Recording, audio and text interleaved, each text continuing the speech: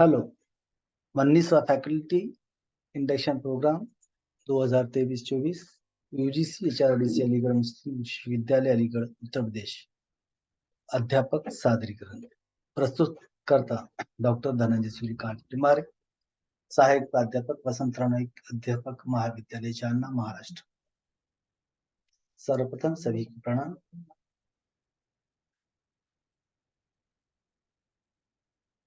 मेरा विषय है शिक्षा अनुसंधान प्रारूप की परिभाषा। कोई भी व्यक्ति अच्छा कार्य तभी कर सकता है जब उसको विधि सिखाई जाए। प्रत्यक्ष कार्य अनुभव और उसकी अनुभूति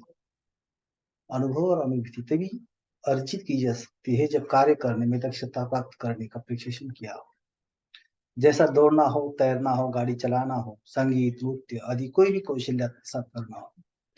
इसी प्रकार यदि अनुसंधान करने से पहले अनुसंधान की पूरी योजनाएं बनाई जाती है।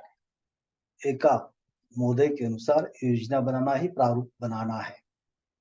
आने वाली परिस्थिति में जो निर्णय लागू हो जाएंगे उनको परिस्थितियों के आने से पहले सोच समझ कर निश्चित कर लेना योजना बनाना है।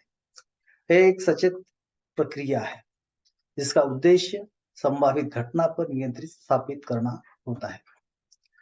अनुसंधान का प्रारूप। अनुसंधानकर्ता के मन में या मस्तिष्क में रहना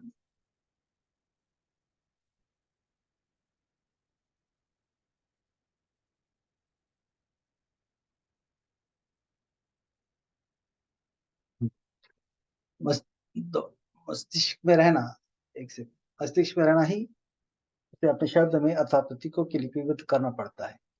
इस प्रकार अनुसंधान के प्रारूप में प्रस्तावित अनुसंधान से संबंधित समस्या शीर्षक, समस्या विधान, अनुसंधान समस्या में संबंधित कार्य परिभाषा, उद्देश्य, अवधारणाएं, परिकल्पना, अनुसंधान विधि, आंकड़ा संकलन विधि, साधनों का विवरण, व्याप्ति, मर्यादा, जनसंख्या, सांख्यिकी परिमाण और समय का विभाजन दिया हुआ होता है। इसी को अनुसंधान का प्रारूप या अनुसंधान की प्रतियोगिता प्रारूप कहते हैं। उसी तरह शिक्षा के अनुसंधान प्रारूप में अनुसंधान प्रारूप बनाने के लिए 5 प्रकार होते हैं। क्या, कितना, कब, कहाँ और किस प्रकार, अर्थात अनुसंधान कैसे किया जाए। अनुसंधान का प्रारूप बनाने से पहले अनुसंधान का विषय, शीर्षक या समस्या का विधान की रचना चुनाव करना महत्वपूर्ण होता है। मुझे क्या करना है, किसके संबंध में करना है, किन परिस्थितियों में करना है और कब करना है। अनुसंधान की समस्या विषय का चुनाव करने से पहले उस समस्या विषय के बारे में भूतकाल में कितना कार्य हुआ है, वर्तमान काल में क्या स्थिति है और भविष्य काल में उसका किस तरह का उपयोग होगा, इसके समाधान की रूपरेखा तैयार करना अनुसंधान प्रारूप है। अर्थात उसी को ही अनुसंधान कहा जाता है। अनुसंधान का प्रारूप कहा जाता है। अनुसंधान के विषय के बारे में हम बताना चाहते हैं कि समस्या शीर्षक या समस्या विधान जिसके विषय में शैक्षणिक अनुसंधान किया जाता है, प्रायः वे शिक्षा संबंधी विषय ही होते हैं।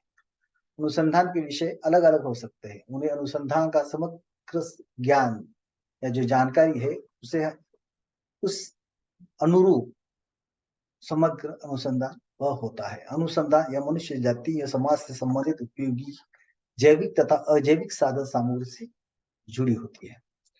अनुसंधान का परिवेश एक महत्वपूर्ण बात है। अनुसंधान का समग्र सदैव परिस्थिति अंतर्गत किया जाता है। उत्तेजनाओं या कारकों का पता हो जाए जिनका प्रभाव समस्या विषय पर पड़ रहा है।